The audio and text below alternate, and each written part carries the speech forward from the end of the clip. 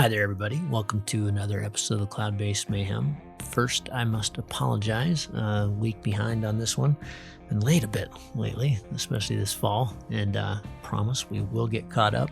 But I just had two back-to-back events that I was organizing and meet directing, the Red Rocks Wide Open and then the XRedRocks, and in between some furious building going on here before winter comes. So yeah, it's all been fast and furious and kind of over the top, but I haven't forgotten about you all, and we're going to get back to the style of putting these out on time. So I apologize for the delay, but this one will be worth it. My guest today is Tim Rochas, a very long time test pilot for Niviuk. In fact, did his first testing for Niviuk on the Coyote when he was 12 years old. His dad's a pilot and still has a school down in Barcelona. He now lives in Verbier. And Tim and I became friends years ago through Niviuk, of course, but he's a very accomplished World Cup pilot, and he's also been getting really into hike and fly the last few years and doing the Borns and the Verco, and he's been supporting Tanguy-Renoud Goud, who was another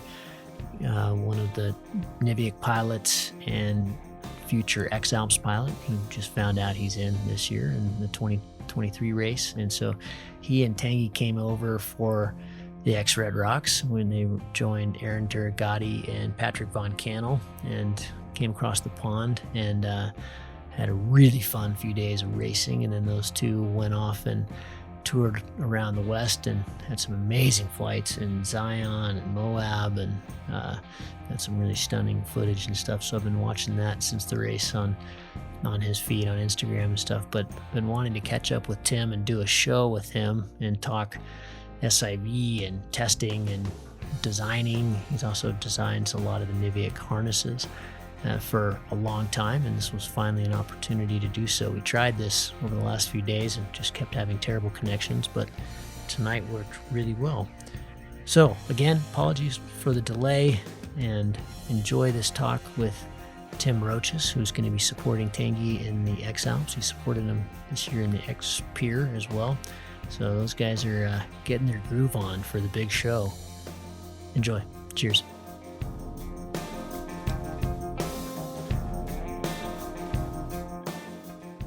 Tim, awesome to finally get you on the Mayhem. We've been struggling with internet and stuff, but that's for good reasons. I was traveling after the XRedRocks, and you and Tanguy have been, looks like, having a lot of fun. And so I thought, for those listening who don't know what you've been up to, what have you and Tanguy been up to the last couple weeks over here in the US of A?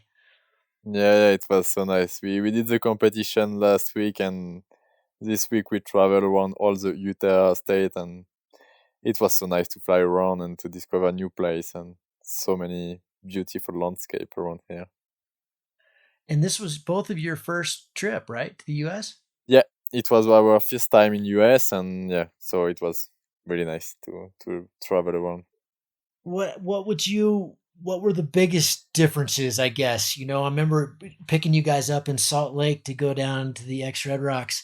Yeah. It seemed like you were both kind of blown away by the vastness. Utah's bigger than the UK. It's kind of a country on its own. It's a pretty big place. But what was the thing that, really, what will you take home with you that was maybe not expected? What we surprised us, it's because everything is bigger. You see the car, you see the truck, you see the road, everything is much bigger than what we are used to. The valley, and yeah. What I'm really impressed is also about what we can see from one place to another. We are in Monroe, it's like you have the feeling to be in Canada, and then you go around Moab and it's like the desert, and you go again more in the south close to Zion, and it's totally different. So it's big distances, but it's not so huge, and you have totally different landscapes, and it's just amazing.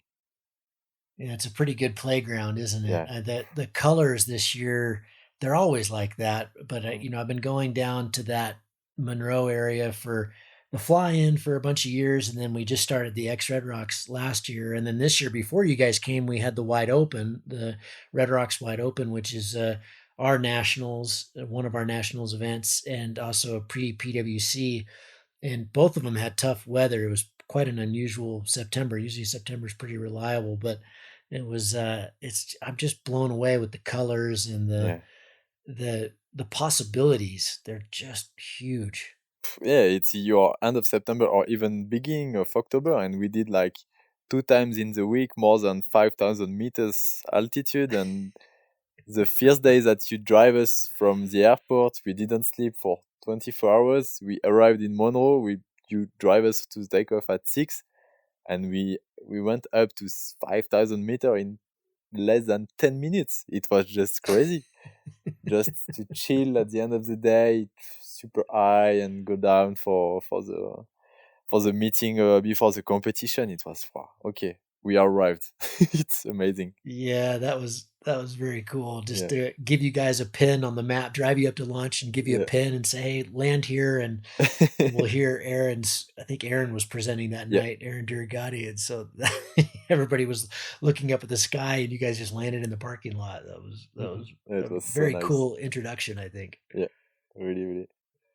So I guess you'll be back. Yeah, for sure. Next year we will be back for more travel and to try to fly more around this place, because we discover something, but we have also new ideas, and we want to push a bit more on some place. Cool. Yeah.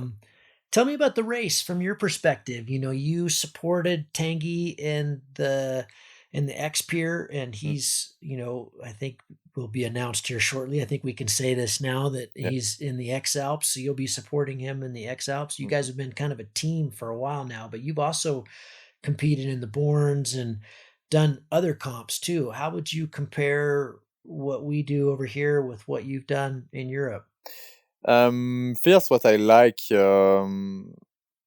I came to this kind of competition at the beginning because I knew that I would like to be a supporter of Tanguy for the X-Alp. But before to be supporter, I want to know what is inside. Mm, So that's why last year I started to make some competition of I Can Fly.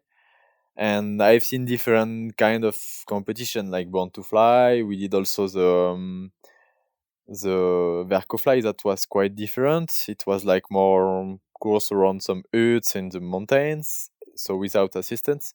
And also something in Dubai was also different. It was more like we had last week, one race each day. mm, And yeah, what I like on this kind of race of what we had last week in the XRedRock, it's like you can come and like it's one day one race without assistance. um it's easier. I mean, for if you want to race, you can come and you can make the race, and you can, yeah, it's easier for organization on our yeah. side as pilot. And what I like last week, it was not in Dubai, it was short race, I mean, every day. And this week it was more like a real I Can Fly race on Mm, each day.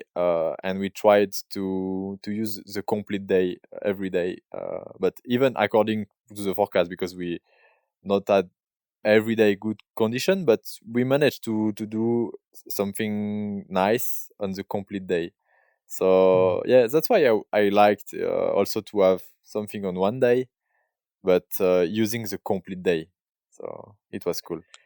It was really cool. The last day, Yep. James Elliott won. He made it into goal, and Aaron Durigati wasn't far behind him, and there was only a few of them, Tanguy and a few others that were able to get back in the air at the end of the day and have this amazing glass off kind of ridge run flight. Mm-mm. And it was pretty wild to be sitting at goal and the emotions of James Elliott winning that day, and Mhm. Lanny was so excited, and then Aaron coming in and landing and saying it was one of the best flights of his life. Yeah. Aaron's been at this a while. That was really special as a meet organizer to just see the stoke on all of your faces, because it was hard. It was Yeah. physically this year was quite a bit harder than the year before, just because the weather was pretty tough. Mm-mm. No, it was, even if the conditions were quite difficult, for sure. We walked a lot. I'm not used to walk that, and I'm not as trained as the others. But yeah, for sure, it was super hard. But it was always interesting because yeah, you had to. It was never finished. On my side, but I tried not to do everything on the last day. I was a bit tired. But I was sure that it was nearly impossible to go to the end. But in the end, they managed to do it. So it was, yeah, a Yeah. crazy day, and they did a huge flight at the end, and they managed to go to the goal. So it was so nice.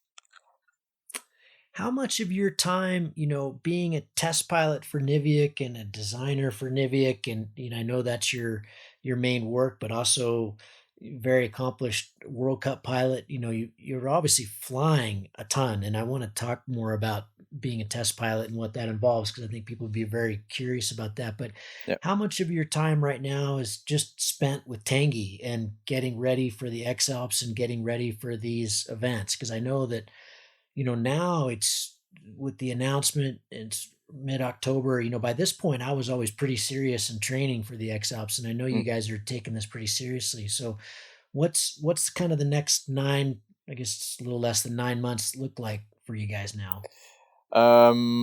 We have few axes. First, because yes, we have also the XAL preparation for him, but we also are on the World Cup events. So Hmm. the next one will be the super final that will be in Mexico in December, and this kind of competition, even if it's not the same, same competition, it's help us training because we will fly a lot. We will try to be as efficient as possible in flight, and this is something that can be, for me, very helpful to train in flight. So at least for him, it will be very important, but also for me because I also see how he's flying. We can train more or less together when we are flying in competition, and yeah, this is the first step. And then after we will have, for sure, few months of checking the routes, 3 months of I don't know when they will announce it, but I think it's around March. But Yeah, usually kind of mid-March. when we will have the route, we will need to travel around the Alps and to check the route in order to see where we will need to pass, where are the different options, and to have a look on that. And also because we will not be able to do everything before, but for sure we'll need to take a lot of time to check the route on Google Earth, on the application like CU and XA contest, just to have a look where we can go, from where we can travel in flight, or where it's difficult, or everything. And after that, for sure, it will be the training, physical training part for him.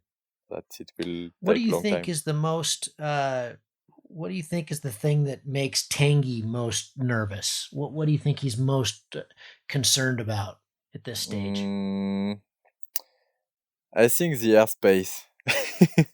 Ah, The airspace is something that it's quite can be tricky. yeah. That you need to be very careful with that. I think physically he will be ready. He's already well prepared. He's already perhaps not ready on everything, but I'm sure that it will be ready for the start.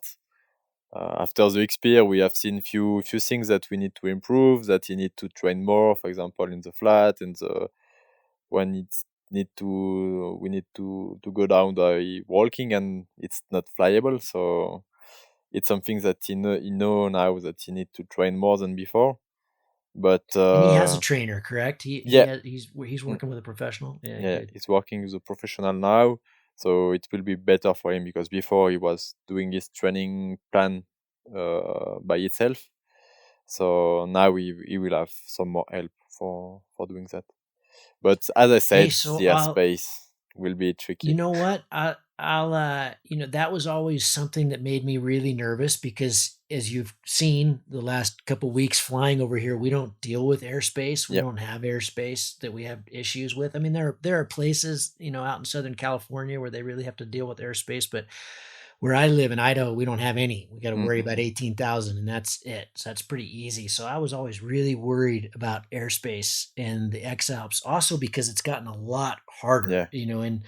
in the early years, they didn't really care about the national parks and a lot of the things that they really do now, and you can get penalized harshly for it. But um, do you either of you use the Fly Sky High app on your phone?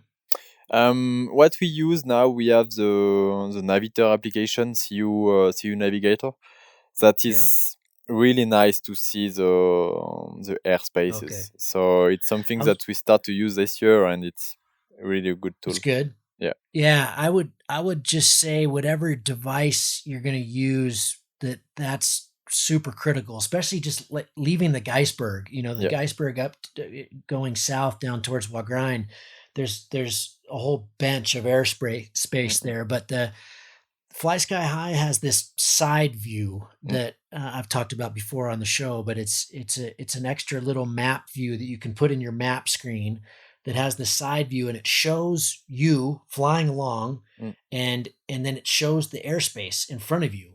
So it shows if it's down below you or above you, and it makes it so visual, because the hard thing with me, at least with airspace, is if it just has an alarm, or if it's saying 500 or 200 meters until the ceiling and all those kind of things, it's hard for me to visualize it, and I can get really confused. But if you have that side view, and I don't know if XC Track has it, I'm not sure, but I think XRedRocks have it, yes, but CU we don't have this option. It's very nice to see in 2D, but for sure, if your application, it's much better for that, and it's something that can help a lot. It just makes it. I've never. There's been many times I've had to get really close to airspace, but I can see it.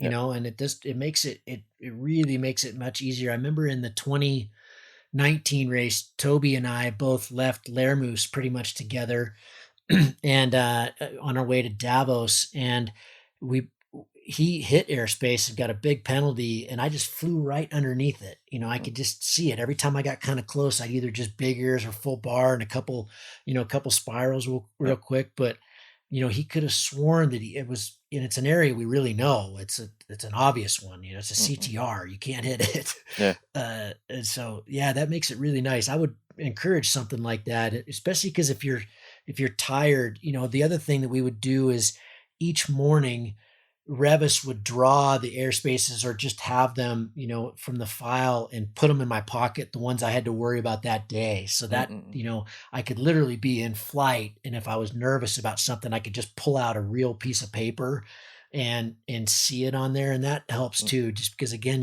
when you're tired, you're sometimes not thinking very clearly about heights, altitudes, that stuff. Yeah, it's something that we have seen also in the XP, because one day I was not close to Tanguy, and I was checking the route, and I was checking the live track, and I had to call Tanguy very, very fast, because I was, Tanguy, you will enter in the airspace, and he didn't. So we need to check very well the route and where are the potential airspace that you can cross, and this is something that in the last race, Aaron Duragati hit that one basically in his home. And it really can get you. It's nice to have, just each day part of our. Here's a couple other tips. When we do our briefing for the day, we never do it first thing in the morning, because everybody's not awake. Tanguy's going to get up and hit the road. You've already planned that out from the night before, so you've planned it out from the night before what the morning walk and the morning glide is. And so it's basically just handing him his stuff and the map, go. Yep. And then the team can have coffee, and then when you have your breakfast, or when you meet with them again and everybody's awake, at 8 or 8:30 or something, then you can have the briefing, the weather briefing, and then that's where usually Revis would give me the airspace too, because I'd be more fresh. If you're talking about it at the wrong, either the night before when you're exhausted, or first thing in the morning when you haven't woken up, then Nothing gets in. Sure. So you have been with Niviuk for how long? Oof, long time. I'm with Niviuk. I mean, I fly with them since nearly all time.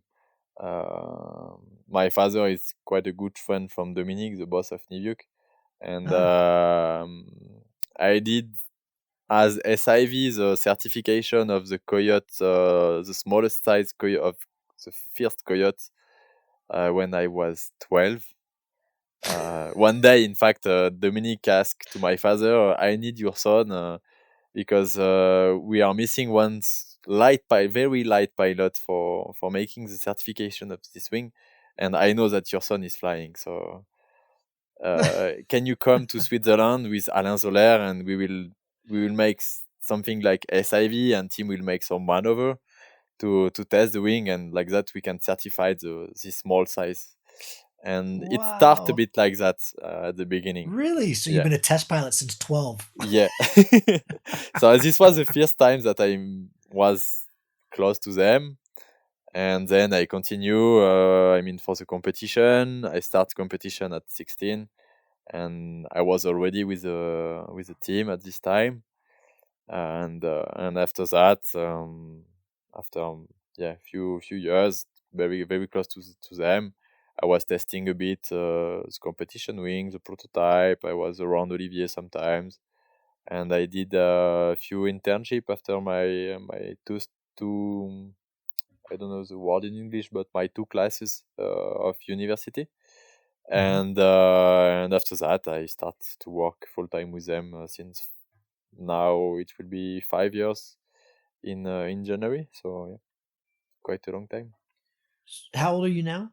27. Jeez, you're young. Holy cow.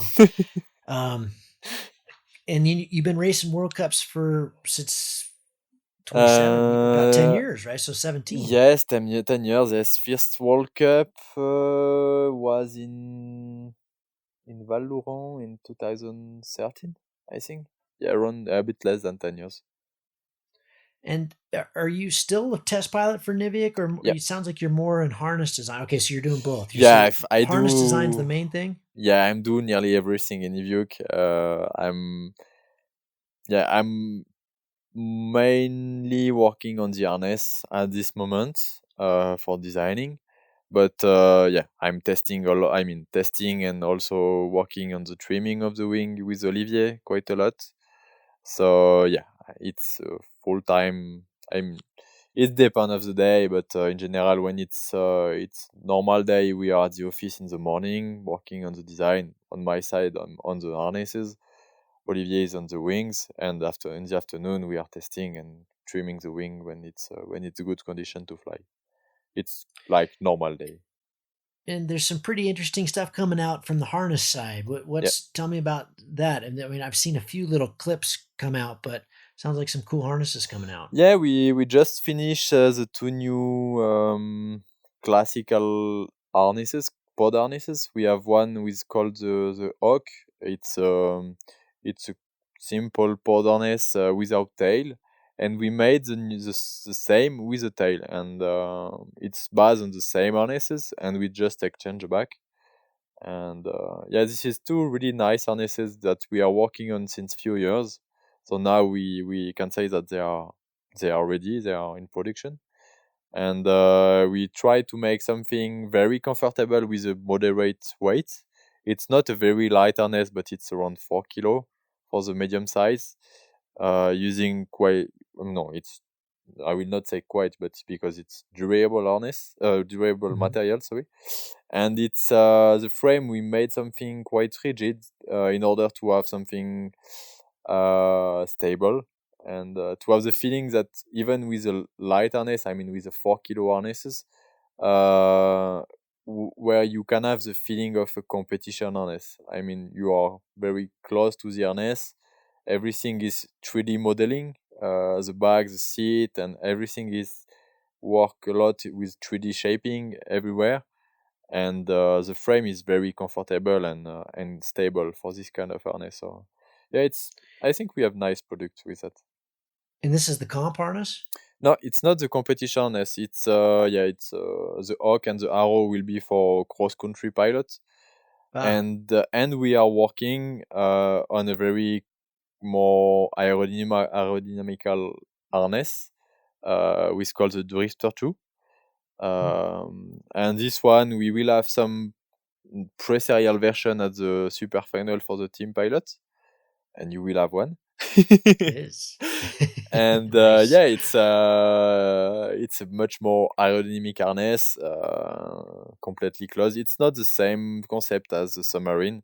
It's not inflated, but we are full closed, and we work a lot with 3D simulation and to optimize the shape, to optimize the thickness of the harness, the shape of the tail, and we have something that is very performance and also very comfortable. So that's why we are also super happy about this point. So yeah, we have many projects working on this harness part. We are working also on a X-Alp harness that you probably have seen last week that I was playing Yeah, looks with. nice. It's also a nice one. It will be called the Arrow Plume. It's based on the harness that we just present at the copy car, the one with the tail, the arrow. But in light version, we are around 1.5 kilo for the moment, and Nice.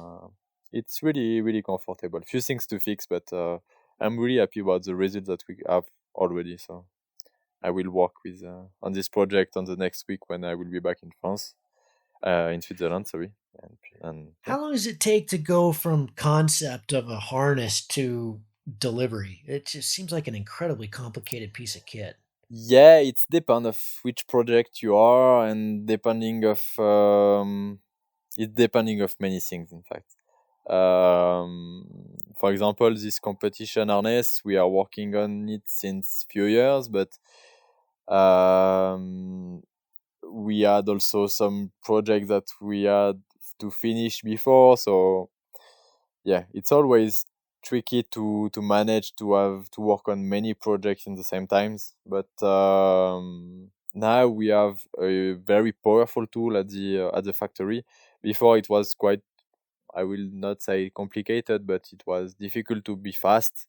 And now with the new factory in Vietnam, we have just an incredible team there that works very fast. They are super efficient and they have a huge knowledge Hmm, on this part. So we are much faster than before. We also have one team in Spain that can work also on research. I mean, for the foam, for the competition harness, that helps us a lot for the research, and we can win a lot of time. But yeah, developing one harness is a long task. When it's a string harness like the Romer P that we have, it's few pieces of fabric, so it will take less time to make the pattern. But when it's a complex harness like the Drifter or the Arrow, you have thousand pieces that you need to create, to match, to sync, and it takes a lot of time to adjust to when sometimes you have some wrinkles, you need to change a bit the shape of the curve of I don't know many things. So it takes a lot of time, and it's much more a manual job than you can do with a wing. With a wing, for sure it takes time, but the software is doing the 3D of the wing, and it exports the 2D panels, and the 2D panels we send them to the factory. They do the nesting, they cut the wing, and they sew. On the harness, you need to create the pattern from yourself. It's not the software that creates the pattern. So it takes a lot of time, and you can have many things to adjust, and also the movement of the fabric and the tension from one webbing to another fabric or something. It will have also some difference when you have a different setting from one pilot to another with different hmm. morphology, or you need to make a compromise between everything, and you need to match everything. So it's quite complex, and but it makes it super interesting. And what about a wing? So from say the Evox to the X1, how many prototypes is between those two typically, or between the Arctic 5 and the Arctic 6, or you pick it? Is it always just little changes? Because the X1 was a big change. It depends. For example, on the Evox, we were working for many years. It was a very difficult task to find a good compromise to adjust everything, because we had to learn a lot, and it was also the first moment that we were working really with a simulation software. So we had to try to see how it was working between the software, the simulation, and the reality. So for the Evox, we did, I don't remember how many prototypes. It was very long task, because we learned a lot, in fact. And with the X1, it was quite different, because we had this knowledge that we learned during the Evox development, but we push everything higher. I mean, we push the aspect ratio, we push the number of cells, we push also different things in the airfoil, and it was faster. But now we made a huge step between the Evox and the X1, and now with the new version of the competition wing, it's difficult to find the better compromise on everything. We have new things that are improved. I price in speed on some prototypes. We are faster, or we are gliding better, but we need to find the good compromise to be better in everywhere. And this is something Mhm. that it's quite difficult for the moment, because yeah, we need to find the new things that it help us to find, yeah, the best compromise to be better than the X1. We have few things Mhm. interesting, but it's not ready for the moment. So yeah, it's depend of the prototype, depend of the wing we are working on. Sometimes it's fast, sometimes it's long. Sometimes we are starting from a new page.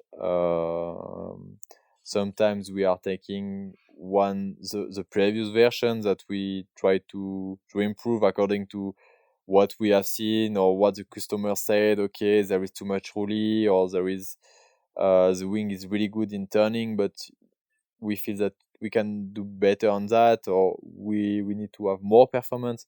So it depends. We are never, yeah, fixed on something. It's depending of the wing, the project, or yeah, it's always What interesting. is a test pilot? What does being a test pilot look like for you? Do you say, often you guys are working in the office in the morning, working on design or working on the software and that kind of thing, and then in the afternoons, if it's flyable, you go fly. Mm. I see, for example, you and Tanguy. Whenever I saw this for the first time down in Argentina, when you came into goal one day, you were both kind of doing this crack back. It wasn't really a tail slide. It was just kind of reverse horseshoe, just all the way down to the ground. And I came over, whoa, man, that was wicked. I never seen people just do that down to the ground. It was kind of this little helicopter move.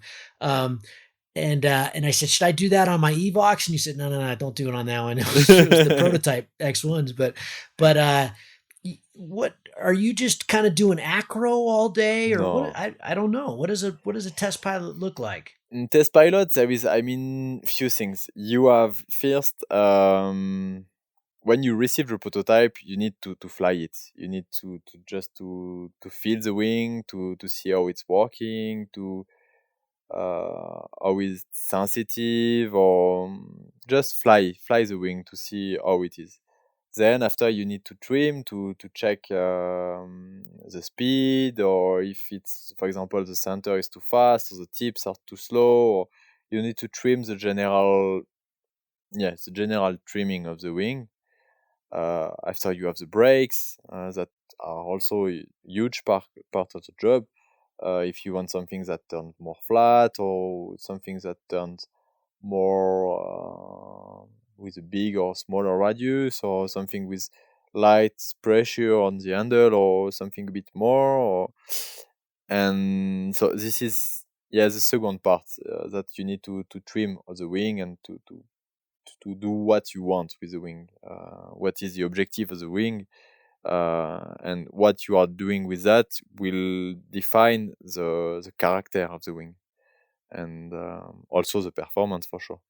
And after you have the certification, the maneuver that you need to test to see how it's working, how the wing is, what is the comportment of the wing when something goes wrong. For example, when you are doing some front collapse or some asymmetric or some stalls or all these kind of things, you need to test it. Even if it's not the final prototype, you need to test it. It's something that is really important when you are making the development. Okay, you are trimming the brakes, for example, but what you are doing with the brake can have an influence on the results of the test of the spiral, for example. When you are doing the test of the spiral, for example, if you want an ENA wing, when you are doing the test, the wing must exit in less than one turn. If you want to have an ENC or an ENB, it must exit in less than 3 turns. I think it's in 3 turns.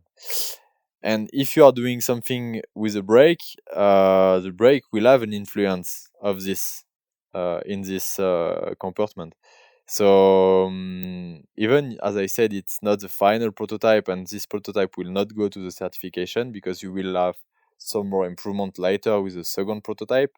You need to test that, and you need to have a look on the compartment, on all the maneuver, because if something is not working on this prototype, if you do something the same on the next prototype, it will not be right. So you will not be able to pass the certification at the end. So you need to fly the wing, you need to trim the wing, and you need to test the wing in different maneuver and different condition. When I think about test pilots, they're always guys like you. They're really, really good pilots that have a ton of hours and they're testing all the time. Is that how do you change your brain, or even do you need to when you go from an X1 to a Coyote? How do you, I mean, it seems to me like, an ENB pilot should fly a Coyote to know what it's like. How do you know what it's like when it's, it's such a basic wing for you? You still have that kind of, I guess what I'm asking is what makes a good test pilot? Do they really have to be the kind of the best pilots in the world? No, I don't think that it need to be the best pilot in the world. For me, it's need to be you need to be able to switch, as you said, from one X1 to a Coyote, and you need to be able to be in the skin of the pilot that the wing will be designed for. So it's something that is interesting, that you need to feel what is the objective and what the wing must give you as feedback, and you need to feel the different things in the brake, and you need to understand all these kind of things. You don't need to be the best world top pilot. It's for me, it's not it's not the objective, but you need to be able to switch from everything. You need to feel confidence with all the wing you are flying, and you need to understand the wing. You need to understand how it's working also, because one part is testing, is flying, but you need to see how you can change the different things, or what you can do for correcting this problem, or this kind of things. What I like, I'm working a little bit on the design of the wing, not often, but I'm working a little bit on it. And for me, it's very important to make the parallel between what you see in flight, what you see on the software, and what are the possibility you have to change. What can you do, even if it's not talking about the character or the comportment of the wing. Sometimes when you have a wrinkle or something on the wing that you want to correct, you need to think about how is the internal structure of the wing, because you see the external part, but there is also something very important inside. I mean, the tension bands, the diagonals, and the internal construction have also an influence on the wing. So it's important to be able to make the parallel on all these kind of aspects. How do you not just get on a coyote and launch and just rag it to death and just collapse? And I would think it'd be so fun to just beat it to death. Yeah, it's quite fun when you are doing testing. When I'm going to Villeneuve for testing over the lake, it's always fun when you're, I mean, when you are with simple wing, you are going like that. Okay, that's fun, and we take the A, pull, and make the collapse. When it's more complex wing like X1, yeah, you are a bit more stressed, but it's still fun. I like it.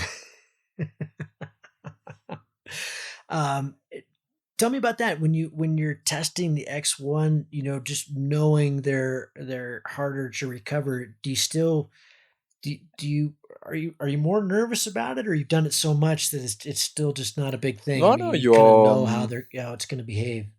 even if you are used to it, or when you are working on it since long time. Um, I'm not working on it since very long time, but I'm doing it. Um, you are still nervous when it's this kind of thing, because you know that, okay, perhaps the wing have very good comportment, but if you do something wrong, it will goes bad. So Yeah. when I'm doing in general, it's I'm starting with trim speed collapse, with front side collapse and everything, and then I'm going to push a bit more, a bit more, a bit more until, okay, now I'm at the limit, I'm full speed, and now I need to be very concentrated to follow the mark, to do the correct collapse, following what we need. And I have to, yeah, to stay to the mark, and don't want to go too much, because if I do, for example, not a 75% asymmetric collapse, but 80 or 85 or 90%, I know that, yeah, the results will be a huge turn or something. So yeah, you need to be precise, you need to be concentrated, and to think, yeah, to be careful when you do it, and yeah, it's important. What I'm hearing from other people like you who are test pilots, or just really good acro pilots who are also good XC pilots, or also just pilots that have been around for a long time, is that what they're seeing potentially is quite a big risk, is the peak fives, the Xeno twos, the END two liners that are amazing wings, Mm, and very fast, and but also quite stable. yeah.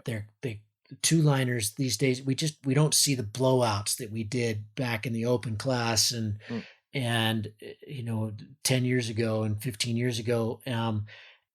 But people that are flying them almost get too comfortable with that. They're they're they're they're aware. They know that if something goes bad, they have to react appropriately. But many don't have the skills to. yeah. That it's just because they're so collapse resistant, Mm, that when it happens, it's kind of a big surprise, and often we're a little bit late mm. in the inputs.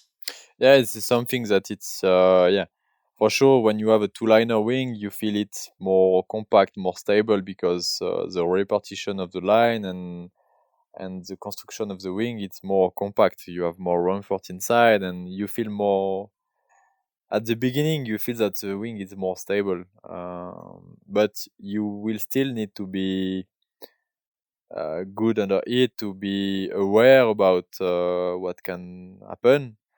And yeah, for me, what is really important when you are flying this kind of wing, it's to fly them quite often, and also to make SIV when you can make few days over the lake and doing stalls, and to make, yeah, to see what you can do with your wing, what can be the reaction, and like that you are aware and you know what you can do and what are your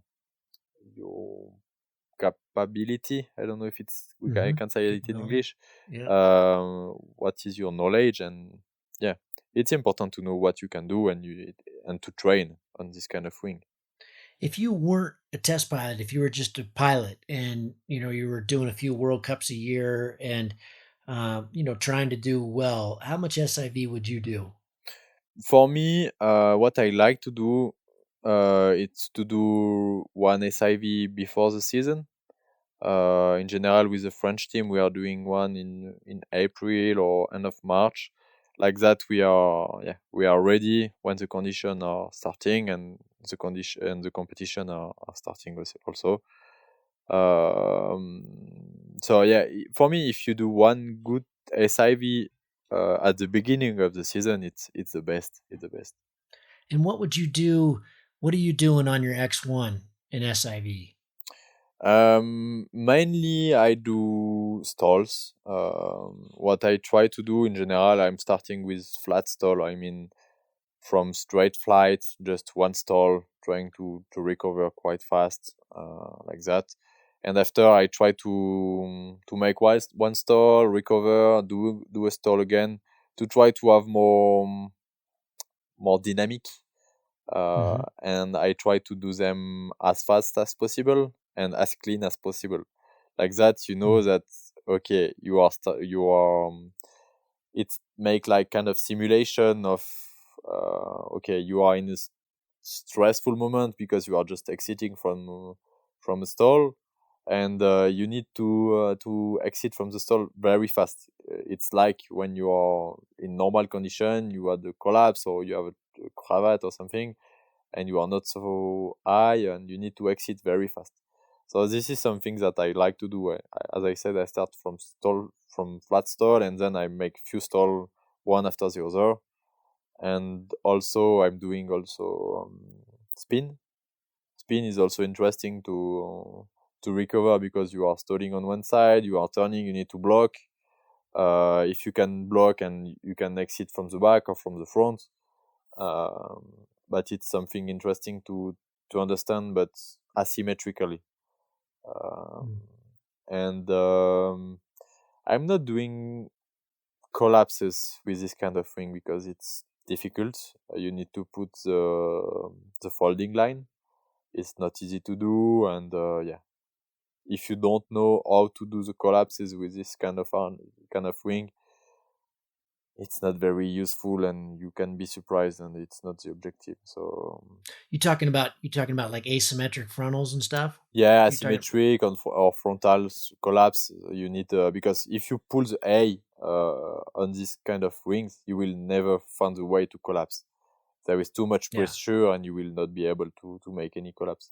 You need to make the same as we do for testing. We add one line in front, more in front of the A, that can help you to make the collapse.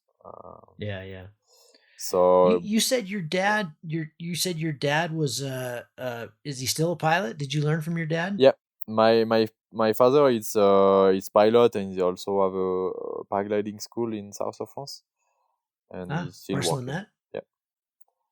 Sorry. Wicked. That's one of my favorite towns. Yeah. It's a beautiful little place. Yeah. Yeah. But you're in Verbier now full time. Yep. Yeah. I was born in south of France. I grew up in Barcelonette, and my father have the school close to Laragne. It's Ah, quite a well known place in south of France. yeah, that's a great place. And now, yes, I'm living in Switzerland in Verbier, where we have the R&D office. Is Tanguy a test pilot too? Tanguy is working a little bit with us sometimes. He's not full time with us, but I'm flying with him when we are working on the X1. Now we also have one young pilot that start to work with us in Niviuk. It's Lois Goutani, and he's helping us also a lot for testing the wing, and because when you're testing the competition wing, it's as I said, you have the feeling part, you have the trimming part, and the test. But something that it take a lot of time, and it's really important, it's to do the comparison, to fly side by side to see if the wing is working well in this condition or not in another one, or if the wing is faster than the previous version, and it's something that it takes a lot of time. For example, this winter we went to Colombia with Tanguy. We spent 1 full week just doing comparison with prototype of ice peak. You compare at trim speed, you compare at middle speed, you compare at full speed, in moving air, in calm air, and also in thermaling, to see if one wing is climbing better than another one. You are also comparing the stability at full speed, and this is something that takes a lot of time, and this is very, very important to do it properly and to take care about everything around that. And yes, Tanguy is helping us a lot since few years for this kind of task, as well as Louis and Olivier. But the last year and the last 2 years, I spent a lot of time with Louis and Tanguy working on the ice peak for testing and trimming this wing. Cool.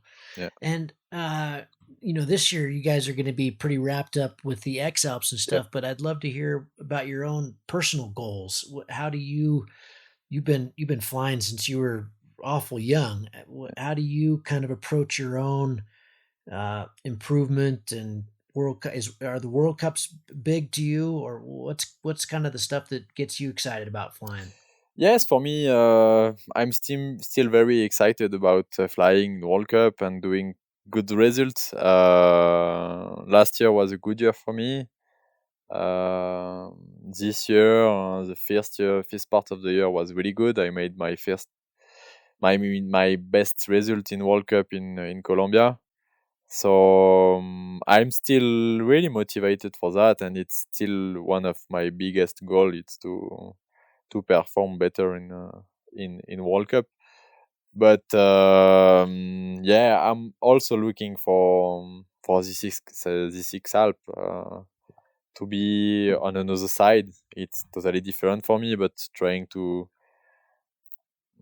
make my best and to see what I can do and help for the team, for Tanguy, and it's another goal. And also, as we did this week, I love taking picture and video and some crazy shots in different places.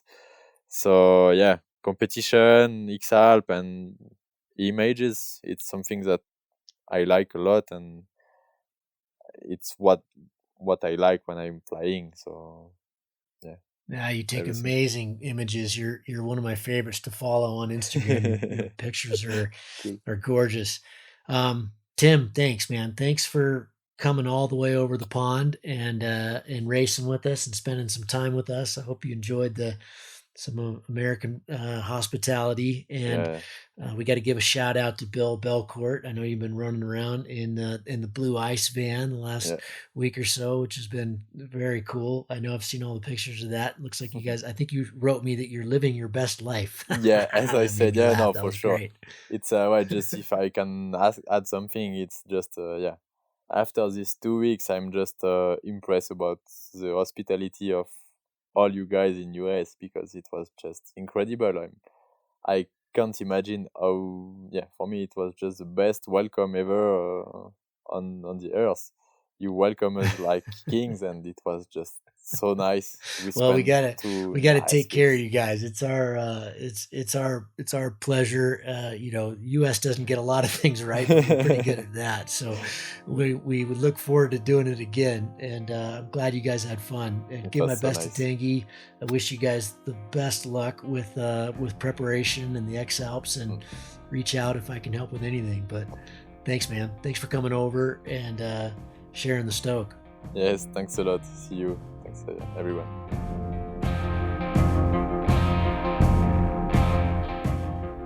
If you find the Cloud-Based Mayhem valuable, you can support it in a lot of different ways. You can give us a rating on iTunes or Stitcher or however you get your podcast. That goes a long ways and helps spread the word. You can blog about it on your own website or share it on social media. You can talk about it on the way up to launch with your pilot friends. I know a lot of interesting conversations have happened that way. And of course, you can support us financially. This show does take a lot of time, a lot of editing, a lot of storage and music and all kinds of behind the scenes cost. So if you can support us financially, all we've ever asked for is $1 a show. And you can do that through a one-time donation through PayPal, or you can set up a subscription service that charges you for each show that comes out. We put a new show out every 2 weeks. So for example, if you did $1 a show and every 2 weeks, it'd be about $25 a year. So way cheaper than a magazine subscription, and it makes all of this possible. I do not want to fund this show with advertising or sponsors. We get asked about that pretty frequently, but for a whole bunch of different reasons, which I've said many times on the show, I don't want to do that. I don't like having that stuff at the front of the show. And I also want you to know that these are authentic conversations with real people, and these are just our opinions, but our opinions are not being skewed by sponsors or advertising dollars. I think that's a pretty toxic business model. So I hope you dig that. You can support us. If you go to cloudbasedmayhem.com, you can find the places to support. You can do it through patreon.com/cloudbasedmayhem. If you want a recurring subscription, you can also do that directly through the website. We've tried to make it really easy, and that will give you access to all the bonus material, little video casts that we do and extra little nuggets that we find in conversations that don't make it into the main show, but we feel like you should hear. We don't put any of that behind a paywall. If you can't afford to support us, then just let me know and I'll set you up with an account. Of course, that'll be lifetime, and hopefully you're being in a position someday to be able to support us. But you'll find all that on the website.